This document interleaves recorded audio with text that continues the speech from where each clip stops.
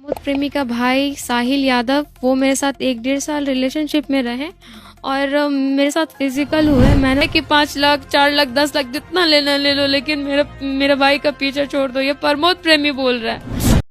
देखिए, अगर कोई लड़की हो या कोई माताएं हो या कोई छोटे बच्चे हो, प्लीज इस वीडियो से दूर रहें, क्योंकि इस वीडियो में पवन सिंह, प्रमोद प्रेमी और इन तीन समर सिंह, इन तीन चार लोगों को बहुत बढ़िया से रेलने वाला हूँ।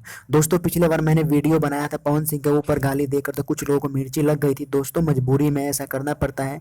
जो इंसान लेडीज का सम्मान नहीं करेगा वो इंसान इंसान नहीं, हैवान है। दोस्तों, पवन सिंह ने छह छह लोगों का जिंदगी बर्बाद कर दिया है। पवन सिंह, समर सिंह और प्रमोद प्रेमी इतना बड़ा माधर चोद है, अगर मेरे सामने होता तो इसका माँ चोद के रख देता।